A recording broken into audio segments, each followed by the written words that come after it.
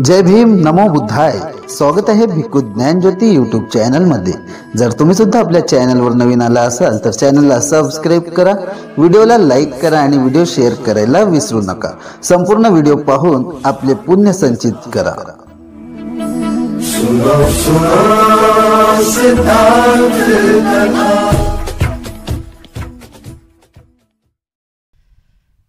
करुणा शीतल हृदयं पंजापज्योत विहतमोतमं सनरामरलोकगरुं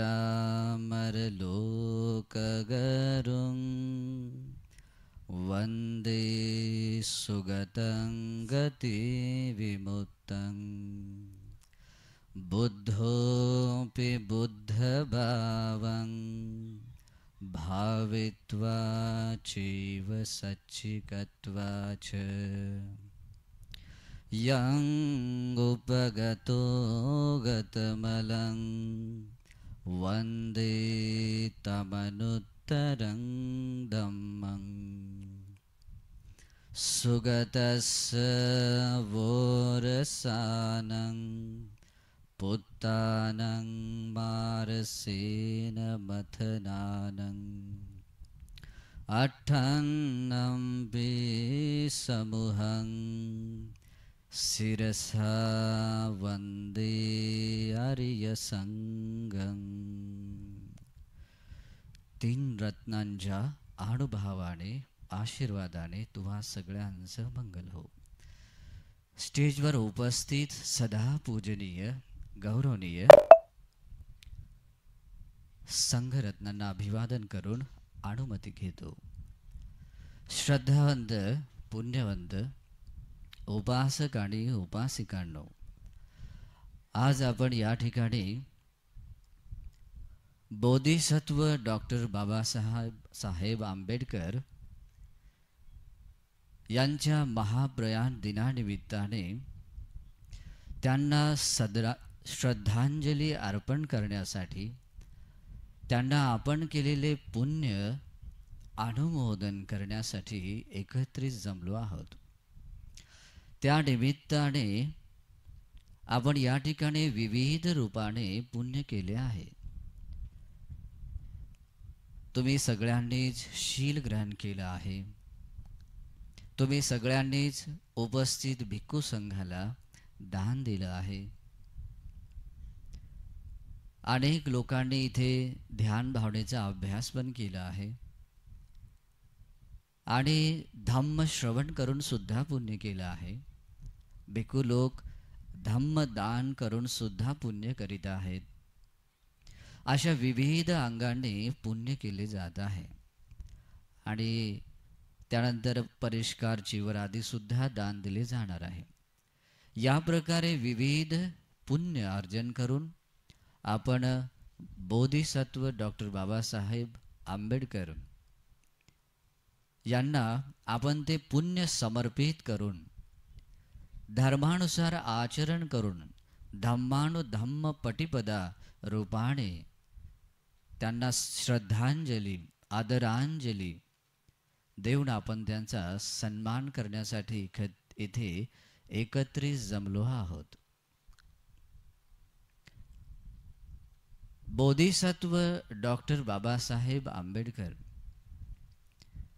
यांच्या अनंत परिश्रमाने, त्यांनी केलेल्या जेवढेही परिश्रम आहेत, मेहनत आहे, कष्ट आहेत, त्या परिश्रमाने आज आपण इथे आहोत.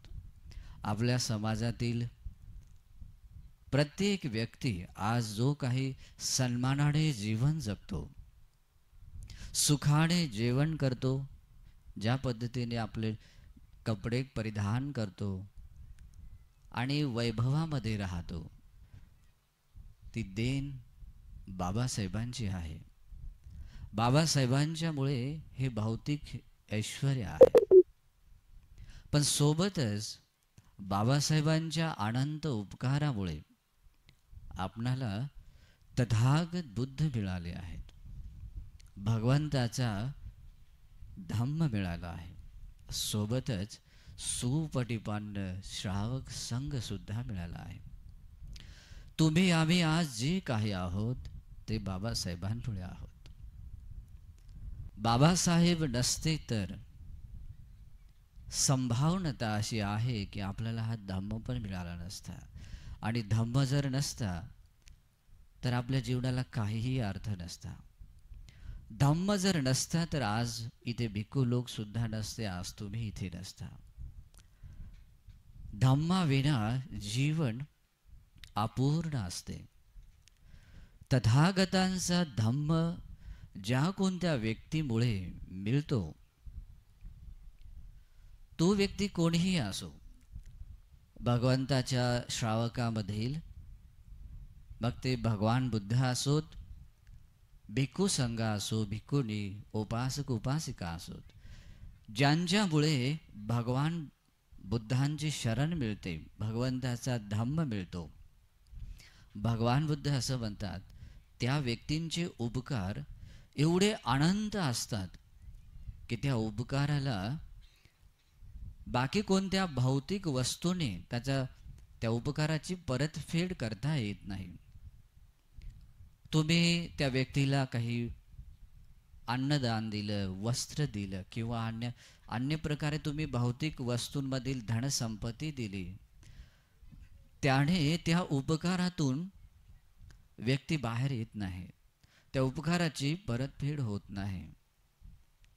ज्या व्यक्तींमुळे आपल्याला बुद्धांची शरण मिळाली, त्यांचे उपकार अनंत असतात. मग अनंत उपकार करणाऱ्या व्यक्तींविषयी मग आपले कर्तव्य काय असतात? मग आपण त्या अनंत उपकार करणाऱ्या व्यक्तींविषयी कृतज्ञ असलं पाहिजे. म्हणून आपल्याला बाबासाहेबांच्या विषयी कृतज्ञता असली पाहिजे. आज आपल्या जीवनाचं जे कोणतं अस्तित्व आहे ते बाबासाहेबांमुळे आहे. जे काही आज आपण धम्म ऐकतो, धम्मानुसार जीवन जगतो, ते बाबासाहेबांमुळे आहे. बाबासाहेबांमुळे या महाराष्ट्र भूमीमध्ये प्रथमतः बुद्धं शरणं गच्छामि हा शब्दघोष उच्चारला एवढ्या सुविशाल जनसमुदायाने. बाबासाहेबांमुळेच इथील या भूमीमध्ये धम्माची ध्वजा इथे रुजवली आहे. बाबासाहेबांच्या मुळेच आज इथे लोक धम्मानुसार जीवन जगतात.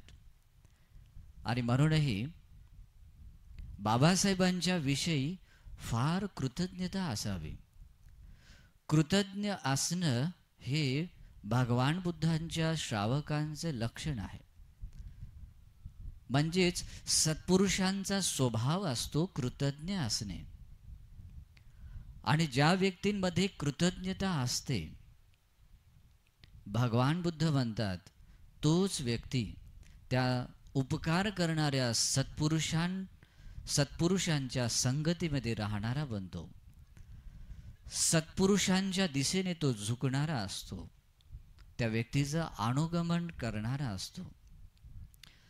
आणि म्हणूनच भगवान बुद्ध असं म्हणतात, ज्या व्यक्तीला कल्याण मित्र यांची संगती मिळते, बाबासाहेबांसारखे कल्याण मित्र ज्यांना अशा सत्पुरुषांची संगती मिळते, भगवान बुद्ध म्हणतात त्या व्यक्तींचं जीवन निश्चित रूपाने निर्वाणाकडे झुकते. जसे हिमालयामधून निघालेली नदी ही समुद्राला मिळते, त्या पद्धतीने सत्पुरुषांशी ज्यांचं जीवन जोडल्या जाते, जे लोक सत्पुरुषांच्या संगतीमध्ये राहतात, कल्याण मित्रांच्या संगतीमध्ये राहतात, त्यांना निर्वाण मिळणं निश्चित राहते, त्यांचं मंगल होते. आणि म्हणूनही आपल्यामध्ये कृतज्ञता असली पाहिजे. आणि कृतज्ञता व्यक्त करण्यासाठी हा उपक्रम आहे. आजच्या या दिवशी आपण ज्या विविध रूपाने धार्मिक कार्य, पुण्य, कुशल कार्य करून जे पुण्य करणार आहोत, तर ते बाबासाहेबांना आपण कृतज्ञ रूपाने आपण ते समर्पित करण्यासाठीच हा कार्यक्रम आयोजित केलेला आहे संघदान रूपाने. आणि म्हणूनही आपल्याला याची गंभीरता समजून घेतली पाहिजे. आपल्यामध्ये जर धर्मगुण असतील, बघा धम्माची सुरुवात फक्त इथे बसल्यामुळे, आपण इथे धम्मप्रवचन ऐकत असल्यामुळे असं होत नाही. तुमच्या हृदयामध्ये भगवान बुद्धांची प्रतिमा बघितल्यानंतर, बुद्ध हा शब्द कानावर पडल्यानंतर जेव्हा हृदयामध्ये श्रद्धा उत्पन्न होते, श्रद्धेचा प्रतिलाभ होतो, तर ते श्रद्धेचा प्रतिलाभ ते धम्म आहे. श्रद्धा उत्पन्न होणेच हे धम्म तुमच्यामध्ये असल्याचं ते प्रमाण आहे. ज्यांच्या हृदयामध्ये धम्म आहे, श्रद्धा आहे, त्या व्यक्तींच्या हृदयामध्ये धम्म आहे. आणि भगवान बुद्ध म्हणतात तो व्यक्ती धम्मामध्ये आलेला बनतो. आगतं इमं सद्धम्मं, तो व्यक्ती या सद्धर्मामध्ये आलेला बनतो. सोबतच दुसरेही वाक्य आहे, ज्या व्यक्तीला कल्याण मित्र सत्पुरुषांची संगती मिळते, तो व्यक्ती सुद्धा या धम्मामध्ये आलेला बनतो. ज्या व्यक्तींची दृष्टी रुजू असते, तो व्यक्ती या धम्मामध्ये आलेला बनतो, भगवान बुद्धांचा श्रावक बनतो. आणि असाच व्यक्ती अनाथ बनत नाही, असा व्यक्ती सनाथ बनतो. आणि म्हणून भगवंताने फार करुणेने उपदेश केलेला आहे. भगवान म्हणतात सनाथा भिक्खवे भवत मा अनाथा. भिक्षुंनो, तुम्ही सनाथ बना, अनाथ बनू नका. अनाथ बनणे दुःखदायी आहे. आणि आपल्याला जर सनाथ बनायचं असेल तर मग आपल्याला सत्पुरुषांच्या संगतीमध्ये राहायला पाहिजे. जे भगवंताचे श्रावक आहेत, सत्पुरुष लोक आहेत, त्यांच्या संगतीमध्ये राहायला पाहिजे. सत्पुरुषांच्या संगतीमध्ये राहणारा व्यक्तीच धम्मामध्ये उन्नती करतो.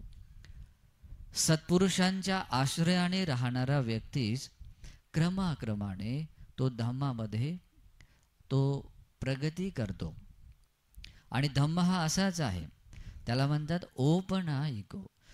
तो धम्म असा आहे जो आपल्यामध्ये धारण केल्यानंतर आपणालाच आपण कसे धर्मामध्ये समोर जात आहोत, निर्वाणाकडे जात आहोत, निर्वाणाकडे घेऊन जाणारा हा धम्म आहे. आणि तो आपल्याला अनुभवता येतो.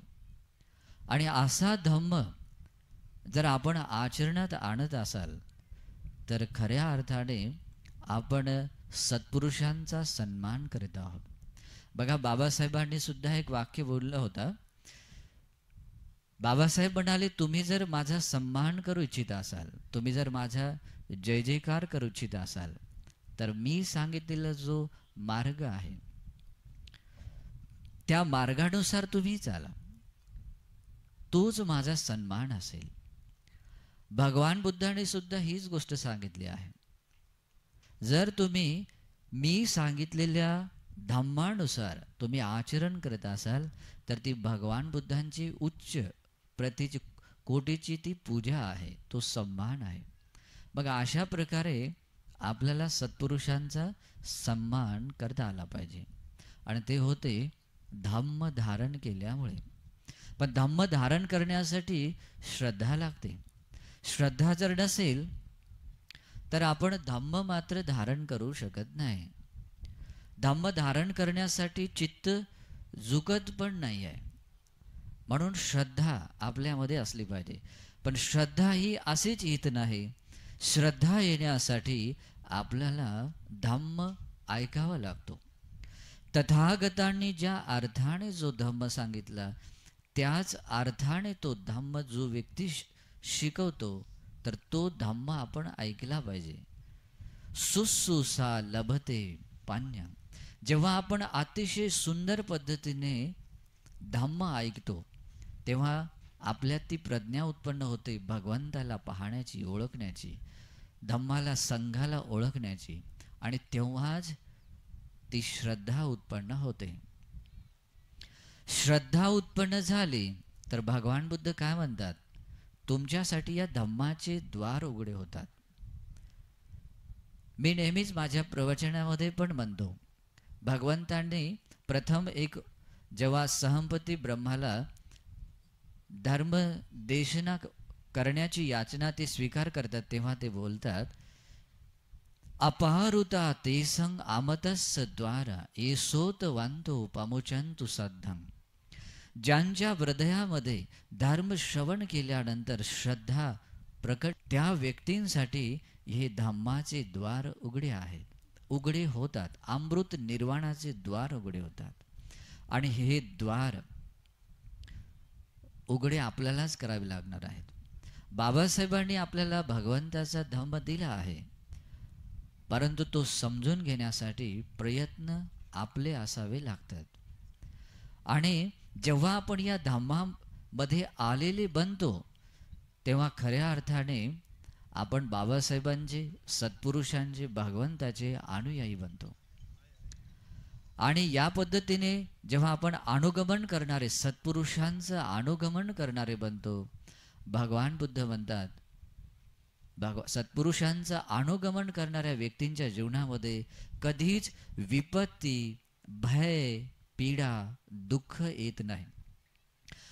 जेवढेही विपत्ती, दुःख, पीडा, परेशानी आपल्या जीवनामध्ये येते, ते मिथ्यादृष्टी किंवा असत्पुरुषांच्या अनुगमन केल्यामुळे, त्यांच्या पाठीमागे गेल्यामुळे, असत्पुरुषांच्या विचारानुसार जे लोक चालतात त्यांच्या जीवनामध्येच दुःख येते, विपत्ती येतात, संकट येतात. आणि म्हणून भगवान बुद्धांनी सुरूमिक रूपाने तुमचं मंगल करून घ्यायचं असेल तर प्रथम रूपाने सांगताना भगवान सांगतात, असे वनाच बालानं मूर्खांची संगती करू नये. मूर्ख कोणाला म्हणतात? जनरली लोकांना असं वाटते की एखाद्या व्यक्तीकडे खूप साऱ्या डिग्र्या आहेत, म्हणजे 2-4-5 डिग्र्या आहेत, ज्यांनी 4-5 पुस्तकं लिहिली आहेत, किंवा जो एखादा स्टेजवर छान पद्धतीने बोलतो, आपण त्याला पंडित समजतो. परंतु मूर्खांच्या व्याख्येमध्ये असं असतो, ज्या व्यक्तींच्या मनामध्ये बुद्ध, धम्म, संघ या 3 रत्नांप्रती गौरव नाही आहे, श्रद्धा नाही आहे, सम्मान नाही आहे, ज्यांच्या हृदयात बाबासाहेबांविषयी गौरव नाही आहे, जे लोक आकुशल करण्यासाठी भीती बाळगत नाहीत, लज्जा बाळगत नाहीत, आपल्यातल्या आकुशलाला दूर करण्यासाठी, आपल्यातील चांगुलपणा, आपल्यातले कुशल कर्म वाढवण्यासाठी कोणी प्रयत्न करत नाही, जो स्मृतिहीन आहे, भ्रांत चित्तवाला आहे, ज्याला चांगलं आणि वाईट कळत नाही, ज्याला सम्यक आणि मिथ्या कळत नाही, ज्याला धर्म आणि अधर्म कळत नाही, तो आहे व्यक्ती मूर्ख व्यक्ती. अशा व्यक्तींच्या संपर्कामध्ये कधीच राहू नये. आणि जो व्यक्ती अशा व्यक्तींच्या संपर्कात असतो त्याचं अमंगल होते. आणि आपलं जर मंगल करून घ्यायचं असेल तर भगवान म्हणतात, मूर्खांची संगती करू नये. पण सेकंडवाली गोष्ट म्हणतात, पंडितानंच सेवना. पंडित व्यक्तींची आपण संगती केली पाहिजे, त्यांच्या संगतीमध्ये राहिलं पाहिजे. पंडित व्यक्ती म्हणजे कोण? जे लोक म्हणजे कोणताही पर्सन असो, मग तो भिक्खू असो अथवा ग्रस्त असो, जो व्यक्ती भगवान बुद्धांचा सन्मान करतो, धम्म आणि संघाचा सन्मान करतो, जो व्यक्ती आपल्यातल्या अकुशलाला दूर करण्यासाठी आणि कुशलाला उत्पन्न करण्यासाठी प्रयत्न करणारा असतो, ज्याला अकुशल करण्यासाठी लज्जा वाटते, ज्याला अकुशल करण्यासाठी भीती वाटते, जो व्यक्ती स्मृतिवान राहतो, जो व्यक्ती समाहित चित्त म्हणजे एकाग्र चित्तवाला असतो आणि ज्यांच्याकडे प्रज्ञा आहे, असा व्यक्ती सत्पुरुष, पंडित व्यक्ती. अशा व्यक्तींच्या संपर्कामध्ये, संगतीमध्ये राहावं असं भगवान म्हणतात. आणि जेव्हा व्यक्ती अशा प्रकारे सत्पुरुषांच्या संगतीमध्ये राहतो, तो व्यक्ती आणखी एक मंगल साध्य करतो. कोणतं मंगल साध्य करतो?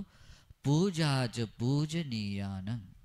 तो व्यक्ती पूजनीय व्यक्तींची पूजा करणारा बनतो. तर पूजनीय व्यक्तींची पूजा कशा प्रकारे होते?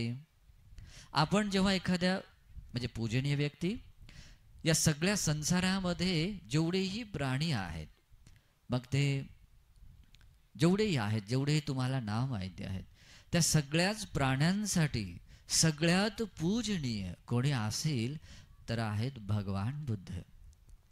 भगवान बुद्ध आहेत, तथागत सम्यक संबुद्ध आहेत. मग अशा भगवंताची कोणी व्यक्ती पुष्पाने पूजा करत असेल, ती केलीच पाहिजे. पुष्पाने जरी पूजा केली तरी अनंत पुण्य मिळते. परंतु भगवान बुद्ध फक्त पुष्प धूप दीपाने पूजा करणे एवढ्याचीच ते प्रशंसा करीत नाहीत. तर भगवान बुद्ध असं म्हणतात, तो तुम्हाला घटना सांगतो एक. भगवंताचं जेव्हा परिनिर्वाण होत होतं, भगवान बुद्ध कुशीनगर येथील उपवतन उद्यानामध्ये 2 शाल वृक्षांच्या मध्ये शयनस्थ असे लेटले होते. त्यावेळेस अकाली त्या दोन्हीही शाल वृक्षांना फुल आलेत. ते दोन्ही शाल वृक्ष फुलांनी बहरून गेलेत आणि अकाली भगवंताच्या सन्मानार्थ भगवंतावर ते वर्षाव करू लागलेत. बघा, ते अचेतन होते. भगवंताची पूजा आणखी ही अचेतन पृथ्वीने सुद्धा केली आहे. जेव्हा भगवंताचा जन्म झाला, जेव्हा भगवंताने या पृथ्वीवर आपले चरण ठेवले, तर चरण ठेवण्याच्या अगोदर या पृथ्वीमधून कमळ उत्पन्न झालेत. आणि भगवान बुद्ध 7 पाऊल चालताना या पृथ्वीमधून कमळ उत्पन्न झालेत, नाही का? तर ही गोष्ट फार कमी लोकांना माहिती आहे. भगवान असेच पूजनीय आहेत. देवता लोक सुद्धा दिव्य पुष्पाने भगवंतावर वर्षाव करून पूजा करीत होते. त्यावेळेस भगवान आनंदला म्हणतात, आनंद, तू हे बघत आहेस का? या शाल वृक्षाला अकाली फुलं आले आहेत आणि ते भगवंताच्या सन्मानार्थ ते भगवंतावर वर्षाव करीत आहेत. हे देवता लोकातील देवता सुद्धा दिव्य पुष्पाने तथागतांच्या सन्मानार्थ ते पूजा करीत आहेत. तर आनंद बनते म्हणतात, होय भगवान, मी बघत आहे. भगवान म्हणतात, ही पूजा, अशी पूजा या संसारातील कोणत्याच व्यक्तीची होत नाही. संसारातील जो सर्वश्रेष्ठ व्यक्ती आहे, अग्र व्यक्ती आहे, अशा तथागत सम्यक संबुद्धांचीच पूजा अशी होते. दुसऱ्या कोणत्या व्यक्तींची पूजा होत नाही. पण असं असताना सुद्धा भगवान म्हणतात, आनंद, मला या पूजेपेक्षा जास्त प्रिय पूजा आहे. जो व्यक्ती मी सांगितलेल्या धम्मानुसार कोणी आचरण करत असेल तर ती पूजा तथागतांची श्रेष्ठ पूजा आहे. त्या पूजेला म्हणतात पटिपाती पूजा. त्या पूजेला पटिपाती पूजा म्हणतात. आणि आपण वंदनेमध्ये पण म्हणतो, पण आपल्याला फारसा अर्थ न उमगल्यामुळे आपण काय करतो, त्याकडे कानाडोळा करतो, कळत नाही, ती फिलिंग्स येत नाही की ती आपण ह्या प्रकारचं सुद्धा पुण्य करीत आहे. वंदनेमध्ये काय म्हणतो, इमाय धम्मानुधम्म पटिपतिया बुद्धं पूजेमी. मी जे हे धर्म आचरण करत आहे, का भगवंताने सांगितलेला जो धम्म आहे त्या धम्मानुसार प्रतिपादन करून मी भगवान बुद्धांची पूजा करतो. या पूजेला काय म्हणतात, पटिपाती पूजा. परंतु जसं तुम्हाला म्हटलं की तुमच्या मनामध्ये श्रद्धा मात्र जरी उत्पन्न झाली किंवा होऊ लागली तरी तुमच्यामध्ये धम्म आहे, तुम्हाला धम्माचा प्रतिलाभ आहे. श्रद्धेचा प्रतिलाभ होणेच भगवान बुद्ध म्हणतात या लाभांमध्ये अनुत्तर लाभ आहे. तुम्हाला पैशांचा लाभ होतो, सोने तुम्हाला मिळते, कधी कधी एखादी खजाना भेटतो, किंवा तुम्हाला पुत्र संतती मिळते, सुंदर पत्नी मिळते, अनेक प्रकारे तुम्हाला लाभ होतो. तो लाभ नाही आहे असं नाही आहे, परंतु तो लाभ कसा आहे, हीनो गम्मो पोथुजनको, सामान्य आहे. त्या लाभाने तुमच्या मनाची शुद्धता होत नाही. त्या लाभाने आपल्या चित्तातील शोक दुःख दूर होत नाही. त्या लाभाने आपल्याला निर्वाणाचा मार्ग मिळत नाही किंवा निर्वाणाचा साक्षात्कार सुद्धा होत नाही. परंतु जो व्यक्ती भगवान बुद्धांच्या प्रती श्रद्धा उत्पन्न करतो, श्रद्धेचा प्रतिलाभ करतो, भगवान बुद्ध म्हणतात हा लाभ सत्तानंग विशुद्धिया, सत्वांच्या विशुद्धीसाठी, म्हणजे तुम्हा सगळ्यांच्यात आपल्या सगळ्यांच्या चित्ताला विशुद्ध बनवण्यासाठीचा तो लाभ आहे. शोक परिदेवानंग समती कमाय, सगळ्या प्रकारच्या शोक किंवा जेवढंही काही मिळणारं दुःख असे ज्यातून आपण रडतो वगैरे दुःखाने, त्या सगळ्याच दुःखातून, त्या दुःखाच्या पलीकडे जाण्यासाठी दुःख दोमनस्सानंग अथंगमाय, सगळ्या शारीरिक दुःख, मानसिक दुःख याला नष्ट करण्यासाठी समोर म्हणतात निर्वाणाचा मार्ग मिळण्यासाठी, निर्वाणाचा साक्षात्कार करण्यासाठी हा लाभ कारण बनतो. आणि म्हणूनच हा लाभ साधारण नाही आहे, म्हणून या लाभाला अणुत्तर लाभ म्हणतात. आणि ज्यांच्या हृदयात हा लाभ आहे त्यांच्या मनामध्ये धम्म आहे. ज्यांच्या हृदयात 3 रत्नाप्रती श्रद्धा आहे त्या व्यक्तींमध्ये धम्म आहे. धम्म असं काही औपचारिकता नाही आहे की जे तुम्ही केल्यामुळे तसं तुम्ही धार्मिक बनाल. कोणी व्यक्ती फक्त आपले कपडे वेगळ्या पद्धतीने परिधान करतो त्याने कोणी व्यक्ती धार्मिक बनत नाही. कोणी व्यक्ती एखाद्या व्यक्तीचा सन्मान म्हणून एक सर्टिफिकेट देतो की हा व्यक्ती असा धार्मिक आहे, त्याने पण धार्मिक बनत नाही. 4 व्यक्ती त्यांची प्रशंसा करतात त्याने सुद्धा तो धार्मिक बनत नाही.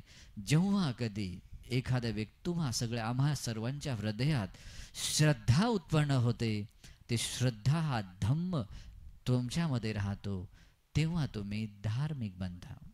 श्रद्धेने लोक धार्मिक बनतात. तुम्ही बघा बौद्ध देशामध्ये तुम्ही उपासक उपासिकांना पाहता, त्या लोकांमध्ये किती श्रद्धा असते.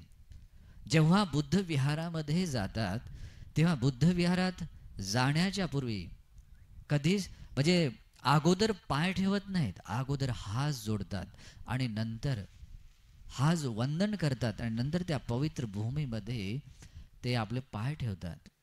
बघा एक गोयंकाजी एक उदाहरण सांगतात. बघा जेव्हा पहिल्यांदा बर्माचा राष्ट्रपती भारतामध्ये प्रथम येतो, विमानातून उतरताना शेवटच्या पायरीवर उभा राहतो, तेव्हा विचार करतो की मी बुद्ध भूमीमध्ये आलो आहे, ज्या भूमीमध्ये तथागत सम्यक संबुद्ध जन्मतात, अशा बुद्ध भूमीमध्ये आलो आणि अशा भूमीमध्ये आल्यानंतर मी प्रथम पाऊल कसा ठेवेल.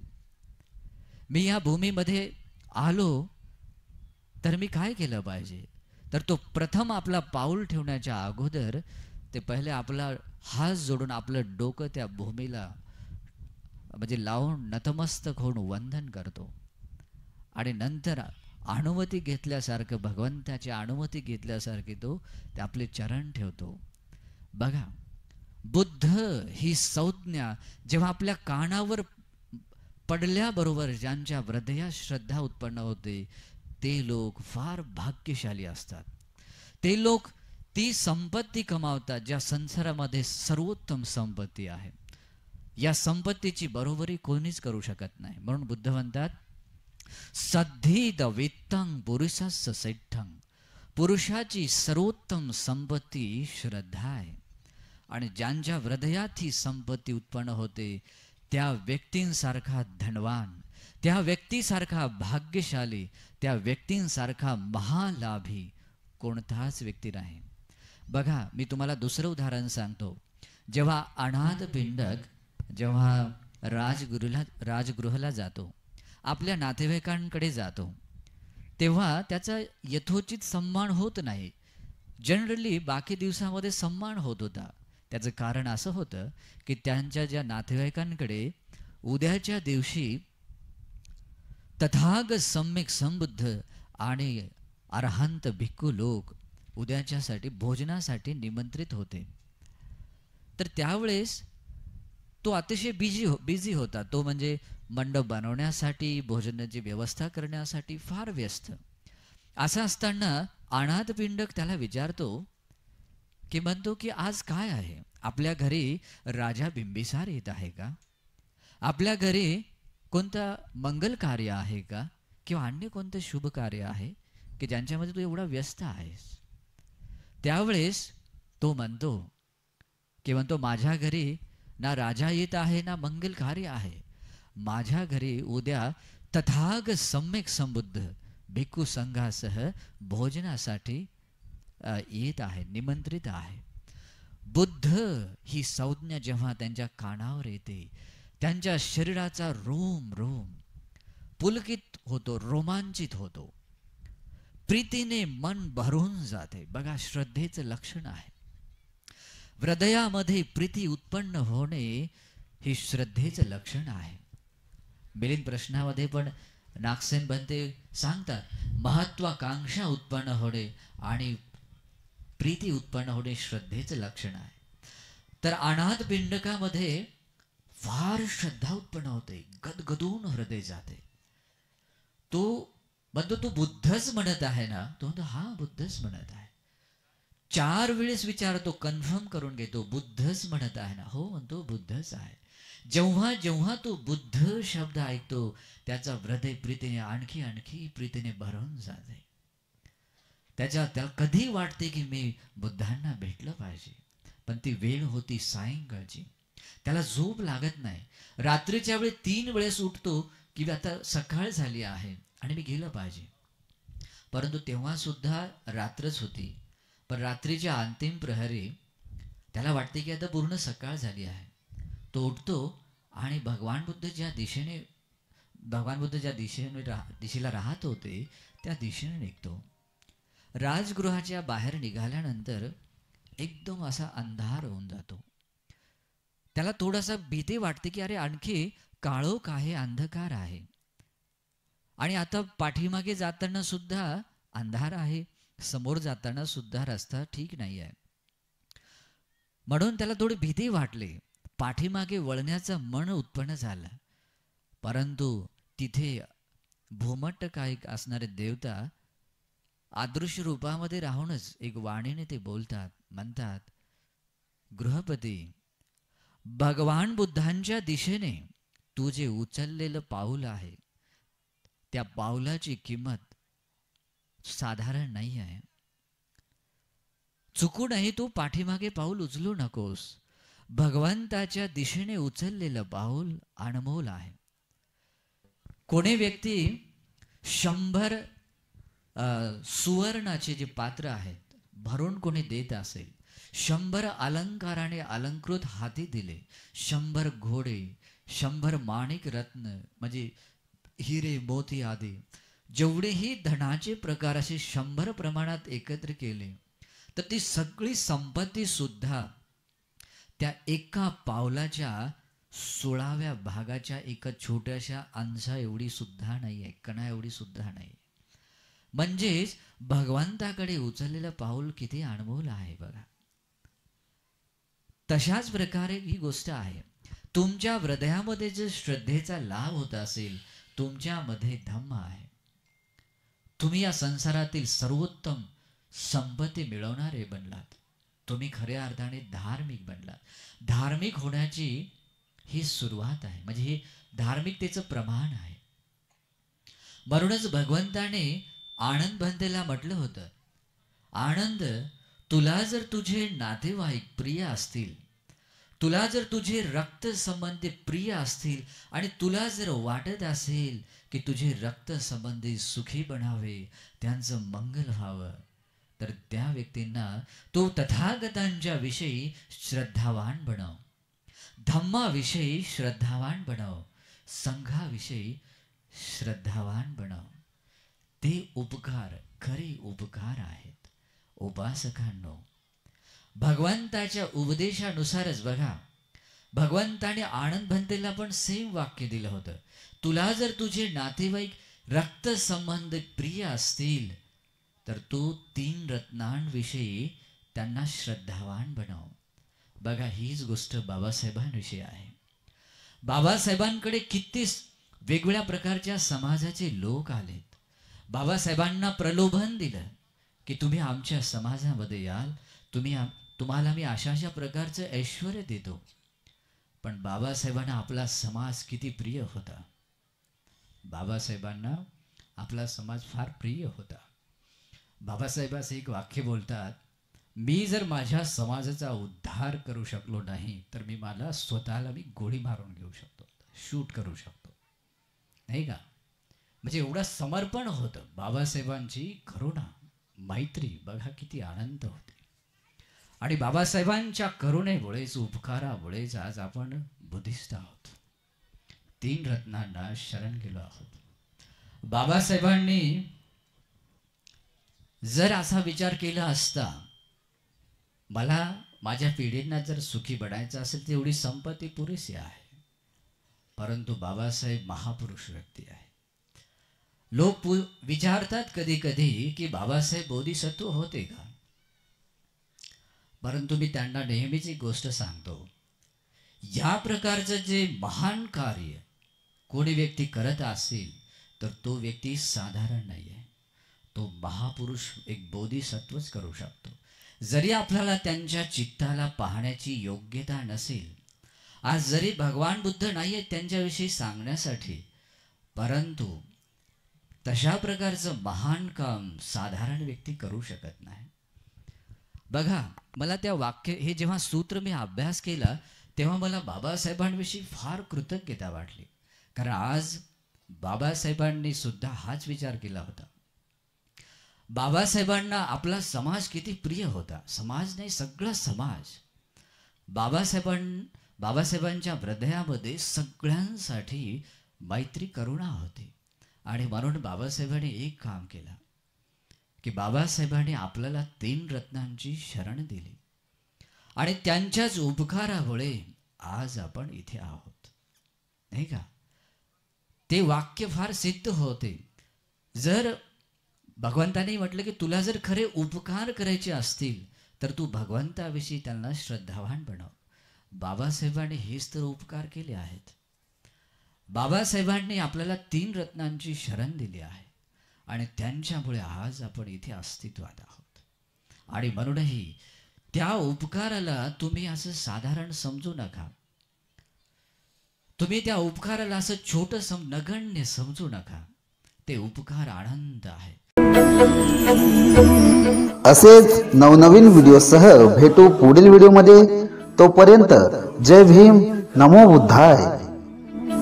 सुनो सुनो सिद्धांत कथा, सत्य कथा.